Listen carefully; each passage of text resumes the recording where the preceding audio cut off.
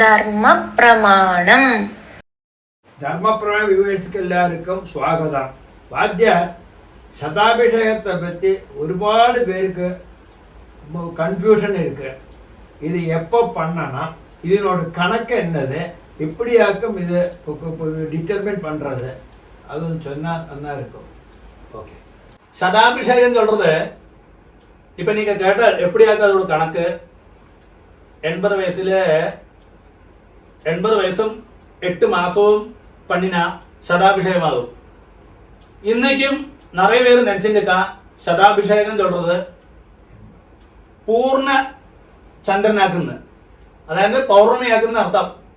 പൗർണമിക്കും ശതാഭിഷേകം തമ്മിൽ ഒരു ബന്ധവുമില്ലേ, രണ്ടും രണ്ടാക്കും. ചിലവ അത് ഒട്ടിച്ചൊല്ലറ.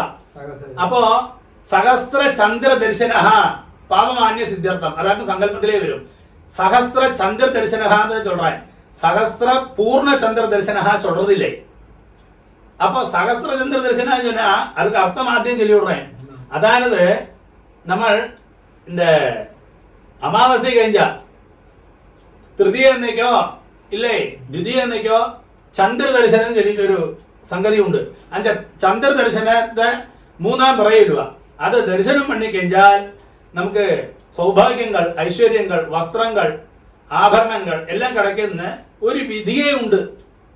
അപ്പൊ അതുകൊണ്ട് அந்த 3-ാം പിറ, അതായത് 1000 3-ാം പിറ പാത്ത് ഒരാൾക്കാക്കും சதாபிஷேகம் എന്നുള്ള കർമ്മ அதை ஒட்டி பிரம்மாவை ஆவாகனம் பண்ணி அப்படி இந்திராதி அஷ்டதிக்பாலகர் ஆவாகனம் பண்ணி அப்படி ஒரு விதி வருது. மார்க்கண்டேய பூஜையெல்லாம் ஆவாகனம் பண்ணி அப்படி ஒரு விதி சொல்லி இருக்கு சாஸ்திரத்திலேயே.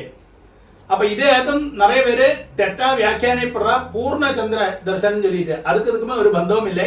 മാത്രമല്ല இந்த இதோட கணக்கு வந்து சாந்திரமான பிரகாரம் தான் கணக்காக்கப்படுന്ന ഒരു വിധി இருக்கு.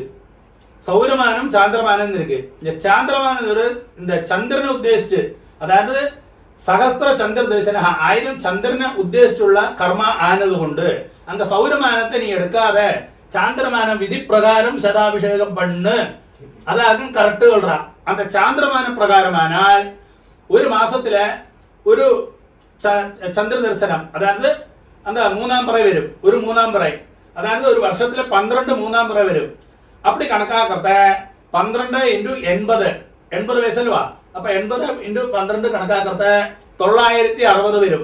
960 அப்படி വരും 960. അതിലെന്ത് ഓരോ 2.5 വർഷം കൂടുകയും ഒരു 3-ാം പിറ അധികമാ വരും. ഓരോ 2.5 വർഷം കൂടുകയും ഒരു 3-ാം പിറ അധികമാ വരും. അപ്പൊ அந்த 2.5 വർഷത്തെ ഒരു 3-ാം പിറ കണക്കാക്കുന്ന സമയത്തില് അങ്ക 32 3-ാം പിറ, അതായത് ചന്ദ്രദർശനം വരും. അപ്പൊ 960 പ്ലസ് 32 992 ചന്ദ്രദർശനം വരും 80 വയസ്സില്. പിന്നെ ഒരു 8 മാസം കൂടി കഴിഞ്ഞു കഴിഞ്ഞാൽ அந்த 8 മാസം കഴിഞ്ഞു കഴിഞ്ഞാൽ 8 ചന്ദ്രദർശനം 3-ാം പിറ വരും. അപ്പൊ 992 പ്ലസ് 8 1000, அப்படி 1000 சந்திர தரிசனத்தையாக்கும் இந்த சதாபிஷேகத்தை கொண்டாடுறா. அந்த சதாபிஷேகத்தை கொண்டாடுறது 80 வயசும் 8 மாசத்திலேயும் தான் அது சாந்திரமான பிரகாரம் கொண்டாடுறதாக்கும் ഏറ്റവും ശ്രേഷ്ഠം. അതുதான் அதோட விதியும் சாஸ்திரവും.